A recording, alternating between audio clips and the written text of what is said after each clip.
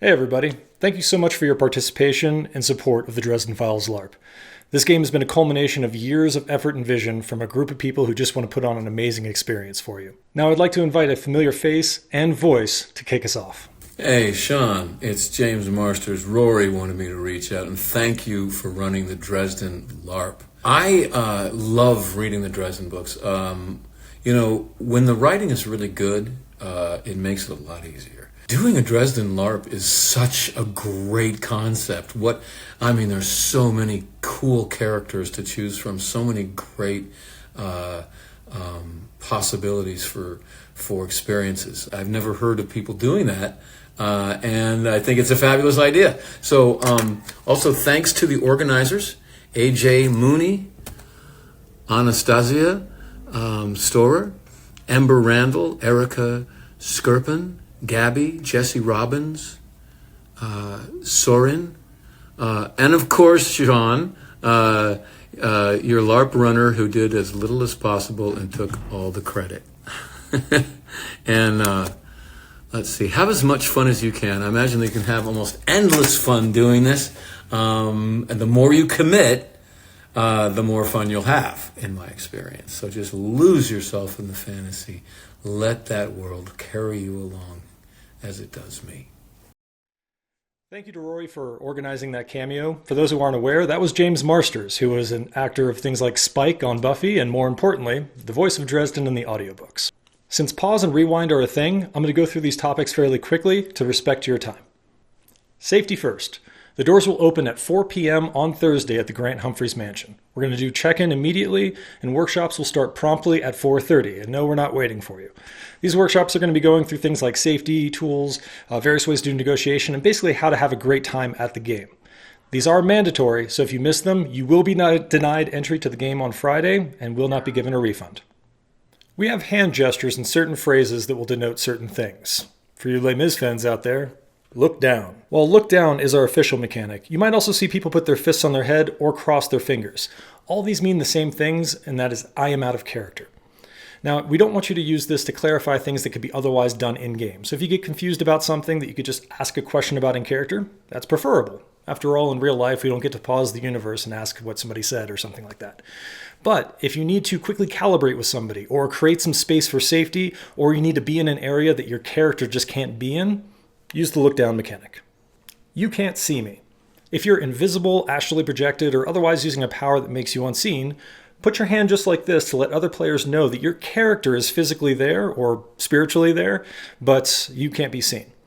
That means that only players with the sight or medium or some other potential power can interact with you. And if you have one of those powers, feel free to do a quick calibration with the player and say, hey, can I see you with this power or this power? Now, that means that do this if you're okay with being interacted with in character. Do this if you should not be interacted with in character because you're out of game. Ghosts. There's two different types of ghosts you're going to see in game. The ones wearing black tulle over them and the ones wearing white tulle over them. Black tulle means you have to have a special ability like medium or the sight to see them. Otherwise, they're moving around unseen and untouched by any character there. White tulle means you see a physical apparition moving around. They still can't really be touched, but you can see them without powers.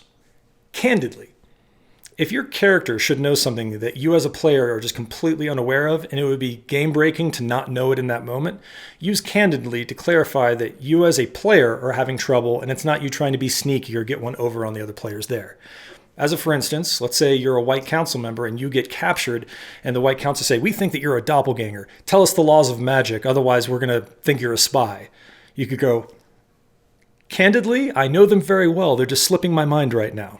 And then the other players know, okay, the character knows the laws of magic, whether or not that means you're a spy, but that's a player knowledge issue that is blocking you. It can be seen or it is known. These are phrases that a local game company named Geas came up with that allow you to quickly state the obvious of what is going on around you, even if it's not physically apparent to the players in the world.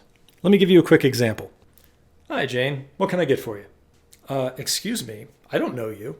Well, it's known to you that I'm Mac and I've been serving you drinks for years. Now again, this is not meant to be a tool to help conceal a deception or lie to other players, just a matter of gaining clarity without having to break character. Now in this particular scene, if Mac was incorrect and Jane had her memories removed or was actually a doppelganger or something like that, the player of Jane could then correct him by saying, Well, it can be seen by you that my confusion is genuine. Alternatively, imagine this scene. Ah! Oh my god! Somebody help! What's the matter? Ah, thank God you're here. As it can be seen, I'm bleeding and really badly beaten up. My clothes are torn and everything. Now in this case, if the scene had been pre-planned, we recommend that you show up with some props or maybe even some costume changes so you can do more of a show instead of tell situation. However, if it was something that was just impromptu and you need to quickly display to everybody in the room that physically what you are seeing is completely different than what you look like, it can be seen or it is known as a good way to do that. Okay, check-in. Now to be clear, this mechanic is optional in this game. People are going to yell, cry, get in people's faces and things like that, and that'll all be good in-character fun. If you want to check in on somebody to make sure that what you're seeing is actually an in-character response and not the player having a trouble, do this. If the player responds back with this or this, you're good to go. If they do this, stop the scene, calibrate, see what's going on. If they do this, get a member of staff involved. But we want to be very clear, this is an optional mechanic. We are all adults here, and we expect people to draw their own boundaries and ask for what they need. You should not expect other players to come and save you. Now for a quick overview of the Code of Conduct. You can read all the details on our safety page on the website. Players are more important than LARPs. Don't sacrifice your comfort or your safety for the story.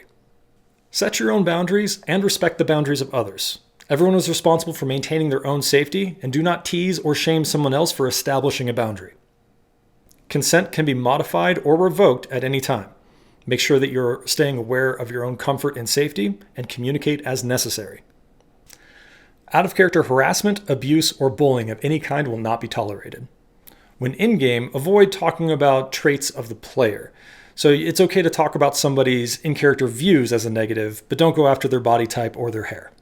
If you see someone violating the Code of Conduct, please feel free to ask them to stop if you feel comfortable doing so. Otherwise, get a member of staff or the safety team, and they can step in on your behalf. If you choose to remain anonymous, you may do so. Staff will take whatever action they deem necessary. Cat S will be your on-site safety person. If you have a safety concern with another player, have an emergency food need, or just having a tough time and need some emotional support, seek out a safety contact. We will have a safety room called Serenity you can take refuge in as needed. Ember Randall is the safety lead, so Ember and I are Cat's immediate backups. Cat will also have assistants at game that we will introduce during opening announcements.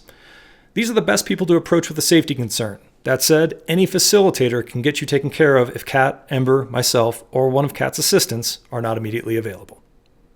Need help with your story? Your contacts are your facilitator and or your character writer, or me. All of these names are listed at the bottom of your sheet. Red Rooms. This is the nickname for the top floor, and while they can be used for any scenes involving sexual violence or bigotry must be held upstairs and pre-calibrated. Now, it's perfectly okay not to participate in scenes with those themes. But as a reminder, don't scene shame other people who have consented to have those as part of their story. That's considered a form of out-of-game harassment.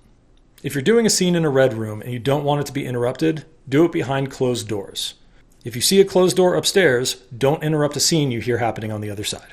That scene is pre-calibrated, and those participants haven't consented to having you involved in the scene. You can justify your lack of intrusion by your character hesitating, maybe the door is locked magically by the house, or maybe you just can't hear anything off the other side because of magical wards.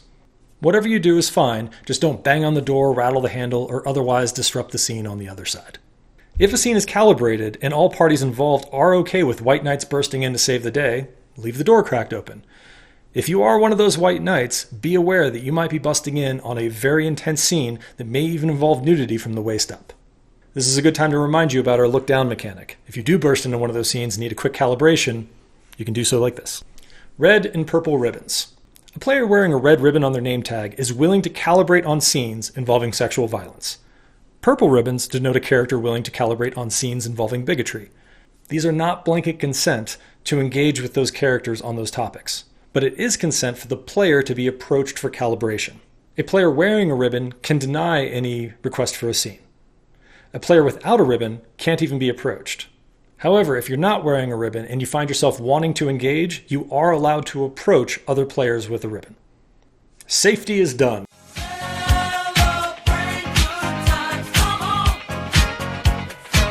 Now we get to the game intro stuff. We set this game in the 1920s for several reasons, but first and foremost, it's because you only need a cursory knowledge of the Dresden Files in order to participate.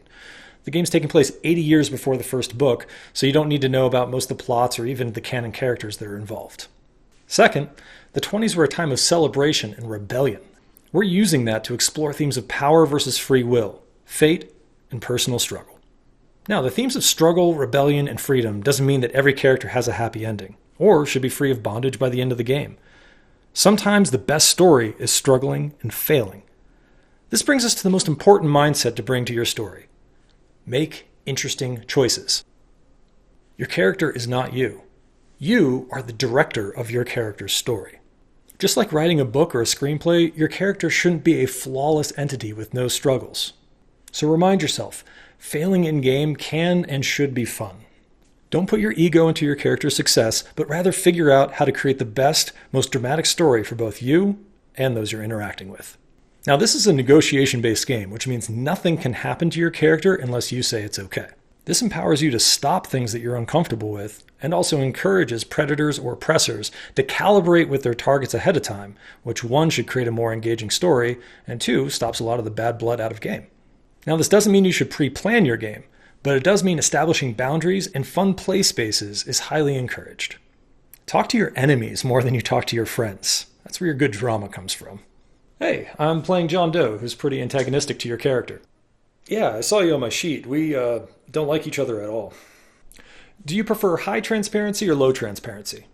I like to be surprised by stuff, so low transparency is better. Great. I plan on being primarily socially antagonistic, trying to undermine the things that you're involved in without getting physically involved. Sounds good. I'm okay with coming out on top or with you ruining me. But if you do get the upper hand, I would prefer not to be destroyed before the end of day 2. Is that all right? Sure. And if I see myself gaining too much ground too early, I'll back off. And if you end up fending off all of my advances successfully, that's fine too.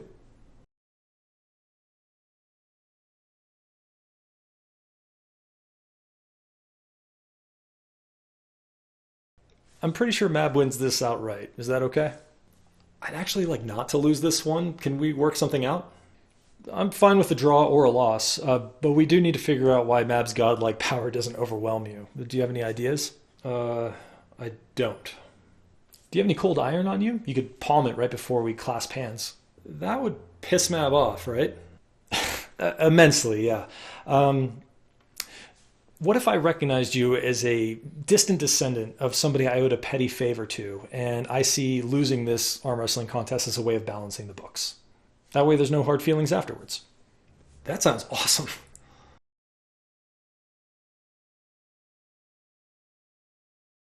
Now, I put a lot more weight on the person losing these to come up with suggestions, but both parties should be actively talking about how to make the story the best for the both of them.